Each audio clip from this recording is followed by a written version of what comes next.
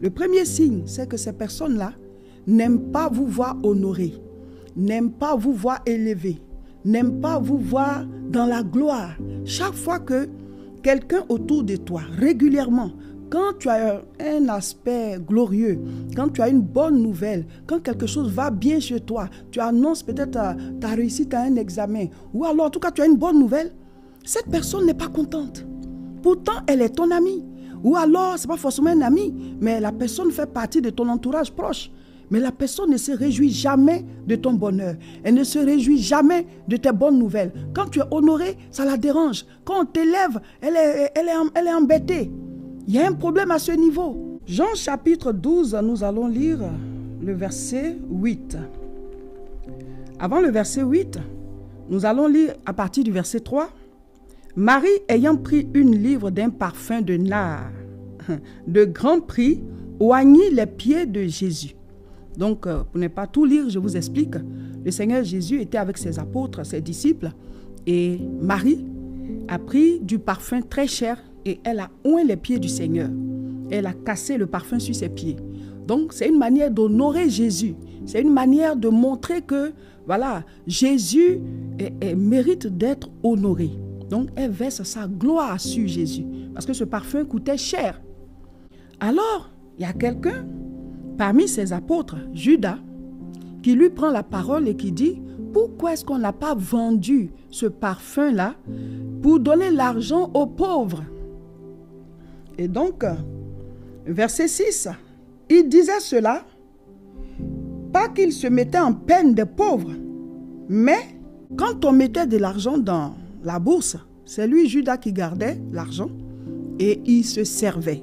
Donc, ce n'est pas qu'il avait pitié des pauvres, mais c'est parce qu'il voulait qu'on vende ce parfum, qu'on le mette dans la bourse et que lui se serve dans l'argent.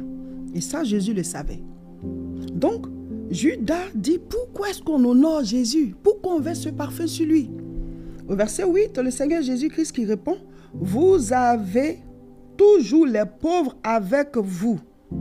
Donc, pour dire qu'on a tout le temps d'honorer les pauvres, de les servir, de les aider. Mais là, à cet instant, c'est moi que Marie a voulu honorer. À partir de cette histoire, je vais vous citer quelques signes qui peuvent vous permettre d'identifier des ennemis parmi vos amis. Tous les amis ne sont pas des ennemis. Il y a des amis vraiment amis. Mais le thème du message, c'est les amis ennemis.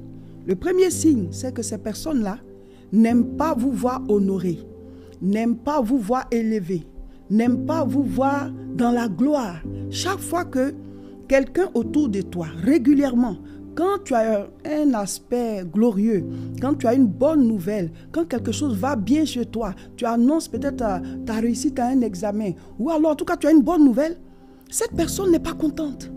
Pourtant, elle est ton amie. Ou alors, ce n'est pas forcément un ami, mais la personne fait partie de ton entourage proche. Mais la personne ne se réjouit jamais de ton bonheur. Elle ne se réjouit jamais de tes bonnes nouvelles. Quand tu es honoré, ça la dérange. Quand on t'élève, elle est embêtée. Il y a un problème à ce niveau. Et donc Judas, les apôtres ne savaient pas encore qui il était. Mais Jésus, il savait. Mais certains signes déjà permettaient de détecter que c'est lui l'ennemi. C'est lui qui pouvait livrer le maître. Parce que déjà, le fait d'honorer Jésus, ça ne lui plaisait pas. Il n'était pas content. Donc souvent, nous avons des gens comme ça autour de nous. Tout le temps, ils ne sont pas contents quand ça va bien chez nous. Quand on a de bonnes nouvelles. Quand vraiment nous sommes élevés, ça les dérange. Ce ne sont pas des amis, ce sont des ennemis embusqués. Ce sont des loups en vêtements de brebis autour de vous. Vous n'allez pas les haïr ou bien vous transformer aussi en ennemis, mais vous devez vous en éloigner. Parce que l'attaque viendra d'eux, le malheur viendra d'eux. Les difficultés vont passer par eux pour entrer dans votre vie.